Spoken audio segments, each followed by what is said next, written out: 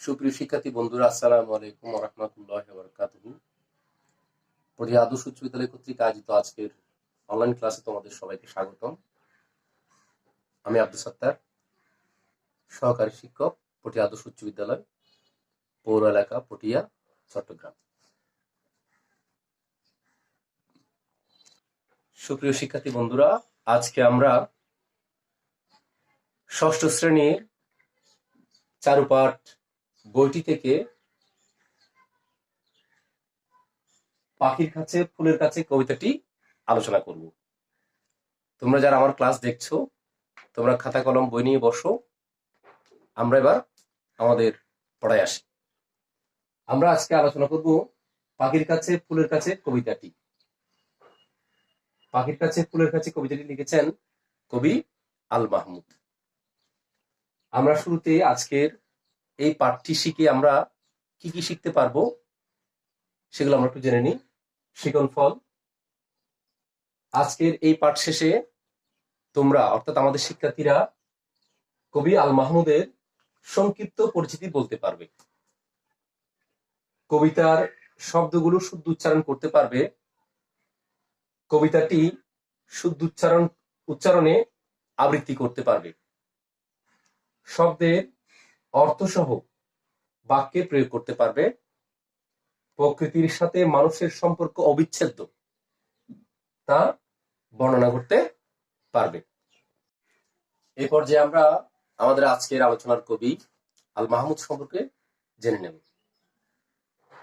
কবি আল মাহমুদ বাংলা সাহিত্যের একজন প্রভাব বিস্তারকারী কবি। তিনি বাংলা ভাষায় অসংখ্য কাব্যগ্রন্থ, গল্পগ্রন্থ, উপন্যাস, ছোট গল্প, শিশুতোষ গ্রন্থ রচনা করে তিনি বাংলা সাহিত্যে অমর হয়ে আছেন।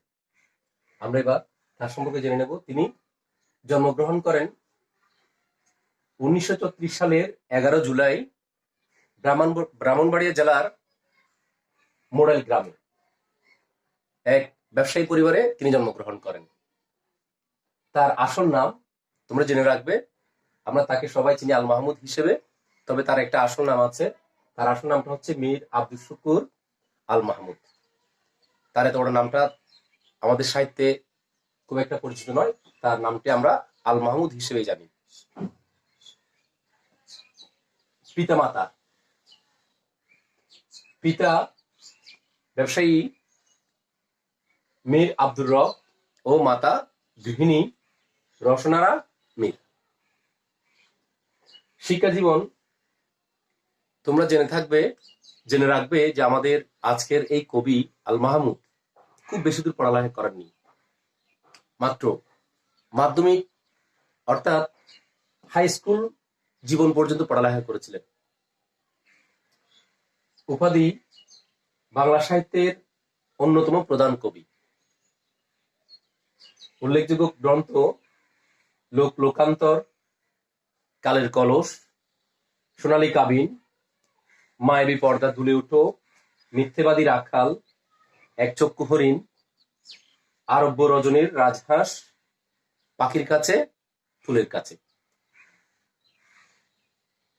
পেশা: তিনি কবি হিসেবে আমাদের কাছে পরিচিত হলেও তার আরো একটি পেশা আছেন। তিনি একজন সাংবাদিক। দৈনিক কর্ণফুলী ও দৈনিক গণকণ্ঠ পত্রিকার তিনি সম্পাদক ছিলেন। পুরস্কার: বাংলা সাহিত্যে অসামান্য অবদানের জন্য তিনি বাংলা সাহিত্যে কাব্য, গল্প, উপন্যাস, ছোট গল্প, প্রবন্ধ, শিশুতোষ গ্রন্থ রচনা করে বাংলা সাহিত্যকে নানাভাবে সমৃদ্ধ করেছেন। বাংলা সাহিত্যের এই সমৃদ্ধিকরণের ক্ষেত্রে তিনি বেশ কিছু পুরস্কার অর্জন করেছেন। তার মধ্যে উল্লেখযোগ্য পুরস্কার হচ্ছে বাংলা একাডেমি পুরস্কার, 21 পদক। এছাড়া তিনি আরো অনেক পুরস্কার পেয়েছিলেন। তোমরা যত বড় হবে সেসব বিষয়গুলো তোমরা আস্তে আস্তে জেনে নিবে। আমাদের এই আজকের কবি 82 বছর বয়সে অর্থাৎ 2019 সালের 15 ফেব্রুয়ারি শেষ নিঃশ্বাস ত্যাগ করেন। এবার আমরা আমাদের মূল পাঠে যাব। তোমরা সবাই আবার মনোযোগ সহকারে ক্লাসগুলো দেখবে। প্রিয় শিক্ষার্থীবৃন্দ, এ পর্যায়ে আমরা পাখির কাছে ফুলের কাছে কবিতাটিতে ব্যবহৃত শব্দগুলো সম্পর্কে আমরা জেনে নেব। শব্দগুলো হচ্ছে মস্ত। মস্ত শব্দটির অর্থ হচ্ছে বড়, বিশাল। ঝিমধরা। ঝিমধরা শব্দের অর্থ হচ্ছে ঘুম ঘুম ভাব। থরথর, কেঁপে ওঠা। এখানে শব্দটি সৌন্দর্য ও আবেগ অর্থে ব্যবহৃত হয়েছে। কোত্থেকে। কোত্থেকে শব্দের অর্থ হচ্ছে কোথা হতে। উটকো, অপ্রয়োজনীয় ও অপ্রত্যাশিত।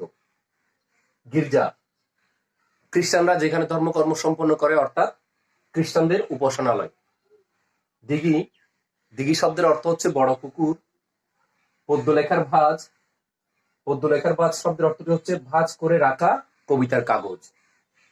মিনার, মসজিদের উঁচু স্তম্ভ। দরবার। দরবার শব্দের অর্থ হচ্ছে রাজসভা, জলসা।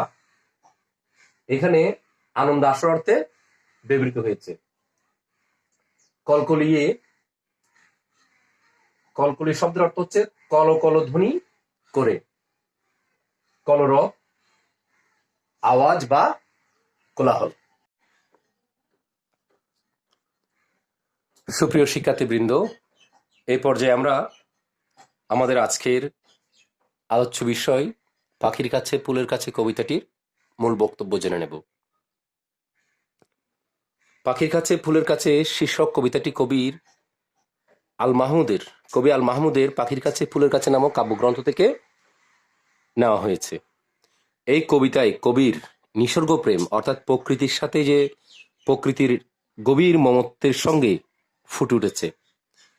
এই কবিতায় কবি প্রকৃতির বিচিত্র সৌন্দর্যের কাছে যেতে চান, মিশতে চান তাদের সঙ্গে। প্রকৃতি যেন মানুষের পরম আত্মীয়, পরম সখা। কবি মনোরম সেই প্রকৃতির আহ্বান শুনতে পান। জড় প্রকৃতি আর জীব প্রকৃতির মধ্যে যে নিবিড় সম্পর্ক বিদ্যমান, কবি সেই সম্পর্কের সৌন্দর্য ও আনন্দ অনুভব করেন। আর তার ছড়া কবিতার খাতা ভরে ওঠে প্রকৃতির সেই সৌন্দর্য ও আনন্দের পংক্তিমালায়।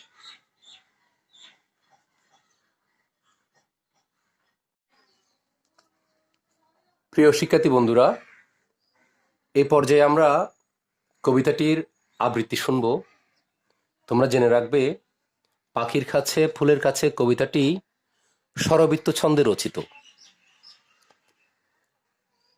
নারকেলের ওই লম্বা মাথায় হঠাৎ দেখি কাল, ডাবের মতো চাঁদ উঠেছে ঠান্ডা ও গোল গাল। ছিটকিনিটা আস্তে খুলে পেরিয়ে গেলাম ঘর, ঝিম ধরা ওই মস্ত শহর কাঁপছিল থর থর। মিনারটাকে দেখছি যেন দাঁড়িয়ে আছেন কেউ, পাথর গাটার গির্জেটা কি লাল পাথরের ঢেউ। দরগাতলা পার হয়ে যেই মোড় ফিরেছি বাই, কোত্থেকে এক উটকো পাহাড় ডাক দিল আয় আয়। পাহাড়টাকে হাত বুলিয়ে লাল দিঘির ওই পাড়, এগিয়ে দেখি জোনাকিদের বসেছে দরবার। আমায় দেখে কলকলিয়ে দিঘির কালো জল, বলল এসো আমরা সবাই না ঘুমানোর দল। পকেট থেকে খুলো তোমার পদ্যলেখার ভাঁজ, রক্ত জবার ঝোপের কাছে কাব্য হবে আজ। দিঘির কথায় উঠল হেসে ফুল পাখিরা সব, কাব্য হবে কাব্য কবে জুড়ল কলরব।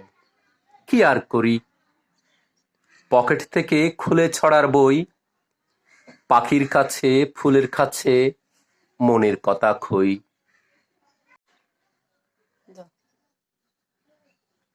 প্রিয় শিক্ষার্থীবৃন্দ, এ পর্যায়ে আমরা আমাদের আজকের পাঠ পাখির কাছে ফুলের কাছে কবিতাটির পাঠ বিশ্লেষণে যাব। তোমরা জেনে রাখবে কবি আল মাহমুদ এই কবিতাটি যখন রচনা করছিলেন তখন তিনি চট্টগ্রাম শহরে বাস করছিলেন। এক কথায় এই কবিতায় যে বিষয়গুলো উঠে এসেছে আজকে তোমরা দেখবে যে সেই বিষয়গুলো মূলত চট্টগ্রাম শহরের বিভিন্ন বিষয় নিয়ে এখানে তোমরা দেখবে আমরা আমাদের আজকের কবিতার আলোচনা যাচ্ছি। নারকেলের ওই লম্বা মাথায় হঠাৎ দেখি কাল, ডাবের মতো চাঁদ উঠেছে ঠান্ডা ও গোলগাল। এখানে নারকেলের ওই লম্বা মাথায়, অর্থাৎ নারকেল গাছের মাথার উপর কবি হঠাৎ দেখলেন, কি দেখলেন? ডাবের মতো চাঁদ। ডাবের মতো চাঁদ কেন? জ্যোৎস্নায় পরিপূর্ণ হলে, অর্থাৎ চাঁদে যখন জ্যোৎস্নায় পরিপূর্ণ হয় তখন সেই চাঁদকে কবি ডাবের আকারে, গোলগাল আকারে কল্পনা করেছেন। চিটকিনিটা আসতে খুলে পেরিয়ে গেলাম ঘর, ঝিম ধরা ওই মস্ত শহর কাঁপছিল থরথর। ঝিম ধরা ওই মস্ত শহর বলতে কবি এই রাত্রির কথা বলেছেন। ঘর থেকে বের হয়ে, অর্থাৎ চিটকিনিটা খুলে কবি যখন ঘর বের হয়ে গেল, তার থাকার যে জায়গা সেটা পার হয়ে গেল, তখন দেখলেন তিনি ঝিমধর, অর্থাৎ ঘুমানো শহরটি, মস্ত বড় শহরটি তরতর করে কাঁপছিল। মিনারটাকে দেখছি যেন দাঁড়িয়ে আছেন কেউ, পাথর ঘাটা গির্জেটা কি লাল পাথরের ঢেউ। পাথরঘাটা, তোমরা জেনে থাকবে, এটা চট্টগ্রাম শহরে একটা জায়গার নাম পাথরঘাটা। সেখানে একটা গির্জা আছে, সেই গির্জের মিনারটাকে, মসজিদের যে মিনার থেকে কবি মনে করেছেন যেন কেউ একজন দাঁড়িয়ে আছেন। আবার তিনি কল্পনা করেছেন পাথরঘাটার গির্জেটা কি, অর্থাৎ পাথরঘাটার পাশে কিন্তু নদী, কর্ণফুলী নদী। সেই নদীর ঢেউ, ঢেউ কিনা, অর্থাৎ পাথরঘাটার গির্জেটা কি লাল পাথরের ঢেউ। তিনি এক কথায় প্রকৃতির সাথে যে, আমাদের সাথে যে প্রকৃতির যে মেলবন্ধন, সেই মেলবন্ধনটুকু তিনি এই কবিতায় দেখিয়েছেন। পাথরঘাটার গির্জেটাকে তিনি লাল পাথরের ঢেউর সাথে কল্পনা করেছেন। দরগাতলা পার হয়ে যেই মোড় ফিরেছি বাই, প্রত্যেকে এক উটকো পাহাড় ডাক দিল আয় আয়। দরগাতলা বলতে তোমরা জেনে নেবে, দরগাতলা বলতে চট্টগ্রাম শহরের যে পাথরঘাটা একটু এদিক দক্ষিণ দিকে গেলে, উত্তর দিকে গেলে সেখানে দরগাতলা, অর্থাৎ আমানত শাহ এবং বদর আলিয়ার মাজার, যে মাজার রয়েছে সেটাকে কবি দরগাতলা বলেছেন। দরগাতলা পার হয়ে যে মোড় ফিরেছি বাই, বাই বলতে বাম দিকে, কোত্থেকে এক উটকো পাহাড় ডাক দিল আয় আয়। ওইখানে কিন্তু একটা ছোট্ট পাহাড়ও আছে। ওই পাহাড় তাকে যেন হঠাৎ করে কোত্থেকে একটা উটকো পাহাড় এসে তাকে ডাক দিল যে এদিকে আসো। পাহাড়টাকে হাত বুলিয়ে লালদিঘির ওই পাড়, লালদিঘি জেনে রাখবে, লালদিঘির ওই পাড় এগিয়ে দেখি জোনাকিদের বসেছে দরবার। আজকের যে চট্টগ্রাম শহর, সেই চট্টগ্রাম শহর কিন্তু তখন এভাবে লোকারণ্য ছিল না। সেখানে তখনও প্রকৃতি ছিল, যে ঝোপঝাড় ছিল, সেই ঝোপঝাড়ে কবি কি দেখেছেন? জোনাকিদের আসর দেখেছেন। আমায় দেখে কলকলিয়ে দিঘির কালো জল, বলল এসো আমরা সবাই না ঘুমানোর দল। দিঘি বলতে লাল দিঘি। আমায় দেখে কলকলিয়ে দিঘির কালো জল। দিঘির কালো জল কি কলকল করে কথা বলতে জানে? না, কবি এখানে কল্পনা করেছেন। কল্পনা আশ্রয়ে কবি এই কথাটি বলেছেন, বলল এসো আমরা সবাই না ঘুমানোর দল। গভীর রাত্রে প্রকৃতি কিন্তু কখনো ঘুমায় না, প্রকৃতি সারাক্ষণ জাগরণ থাকে, কিন্তু মানুষ ঘুমায়। কিন্তু এই না জেগে থাকা প্রকৃতির সঙ্গে একজন মানুষও যুক্ত হলো, তখন কবিকে ডাকলো, তারা বলল এসো আমরা সবাই না ঘুমানোর দল। পকেট থেকে খোলো তোমার পদ্ম লেখার ভাঁজ, রক্ত জবা ঝোপের কাছে কাব্য হবে আজ। হয়তো প্রকৃতি জানতো যে এটা কবি, তিনি কবিতা লিখেন। পকেট থেকে খোলো তোমার পদ্ম লেখার ভাঁজ, পকেট থেকে তোমার কাগজ বের করো যেখানে কবিতা লেখা হয়। সেই রক্ত জবা ঝোপের কাছে, সেখানে তো ঝোপ ছিলই, প্রকৃতি ছিল, প্রাকৃতিক যে পরিবেশ, সেই পরিবেশে গাছপালা ঝোপঝাড়, সেই ঝোপের কাছেই আজকে কি হবে? কাব্য হবে। আমরা ঘুমাবো না, আমরা কাব্য লিখবো। দিঘির কথায় উঠলে হেসে ফুল পাখিরা সব। প্রকৃতি আবার নাড়া দিল যে দিঘির কথায় উঠলে হেসে ফুল পাখিরা সব। কাব্য হবে, কাব্য কবে জুড়লো কলরব। সবাই একটা আনন্দ দিয়ে দিল, আনন্দে মাতোয়ারা হলো যে আজকে আমাদের এখানে কি হবে? কাব্য হবে। কি আর করি, কবি অসহায়ত্ব প্রকাশ করলো, প্রকৃতির কাছে কবি বিলিয়ে দিল। প্রকৃতি আহ্বানে মানুষ কখনো সাড়া না দিয়ে পারেন না। কবি প্রকৃতির আহ্বানে সাড়া দিয়ে বলল, কি আর করি, পকেট থেকে খুলে ছড়ার বই। পকেট বলতে কি বুঝিয়েছে তোমরা জানো? পকেট বলতে কবির অন্তরাত্মা। কবি যেখান থেকে কবিতা লিখেন, অর্থাৎ তার কবি মানুষ থেকে ছড়ার বই খুলে পাখির কাছে ফুলের কাছে মনের কথা কই। তিনি পাখির কাছে ফুলের কাছে, অর্থাৎ প্রকৃতির সাথেই মানুষের যে একটা অবিচ্ছেদ্য সম্পর্ক, সেই প্রকৃতিকে নিয়ে কবি প্রকৃতির কাছে, ফুলের কাছে, পাখির কাছে কবি তার মনের কথাটুকু বললেন। মনে রাখবে, এই কবিতাটি মূলত প্রকৃতির সঙ্গে যে মানুষের একটা নিবিড় সম্পর্ক, সেই বিষয়গুলো তুলে ধরা হয়েছে। শিক্ষার্থীবৃন্দ, বাড়ির কাজ, খাতা খুলে বাড়ির কাজগুলো লিখো। আমরা শুরুতেই জ্ঞানমূলক প্রশ্নগুলো লিখব। 1 নাম্বার, কবি আল মাহমুদের আসল নাম কি? 2 নাম্বার, পাখির কাছে ফুলের কাছে কবিতাটি কোন কাব্য থেকে নেওয়া হয়েছে? 3 নাম্বার প্রশ্ন, উটকো শব্দের অর্থ কি? 4 নাম্বার প্রশ্ন, দিঘির কথায় কারা হেসে উঠল? 5 নাম্বার প্রশ্ন, কাব্য হবে আজ, কোথায় কাব্য হবে? 6 নম্বর প্রশ্ন, কবি কত সালে মৃত্যুবরণ করেন? অনুধাবন প্রশ্নগুলো একটু বুঝিয়ে লিখতে হবে। তোমরা অনুধাবন প্রশ্নগুলো 2 রকম হয়, মনে রাখবে। অর্থাৎ অনুধাবন প্রশ্নগুলোকে 2 ভাগে ভাগ করা যায়, একটা হচ্ছে জ্ঞানমূলক, একটা হচ্ছে অনুধাবনমূলক। প্রশ্ন যেটা বলা হয়েছে সেটা এক কথায় উত্তর দিতে হবে আগে একবার, তারপর বুঝিয়ে বলতে হবে। মনে রাখবে, আগে অনুধাবন প্রশ্ন মোট 2 নাম্বার। 1 নাম্বার হচ্ছে 1+1, অর্থাৎ 1 নাম্বার হচ্ছে জ্ঞানমূলক, আর 2 নাম্বার হচ্ছে বুঝিয়ে লেখা। এই 2 ভাগে ভাগ করে লিখবে। পাখির কাছে ফুলের কাছে মনের কথা কই বলতে কবি কি বুঝিয়েছেন? প্রকৃতির সাথে মানুষের সম্পর্ক কেমন, বুঝিয়ে লিখো।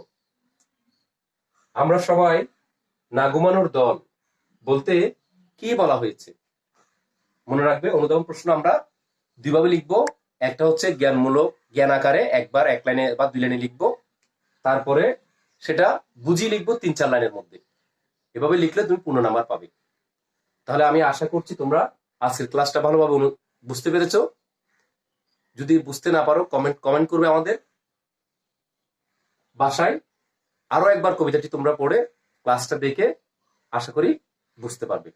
সবাইকে ধন্যবাদ, বিদায়, আল্লাহ হাফিজ।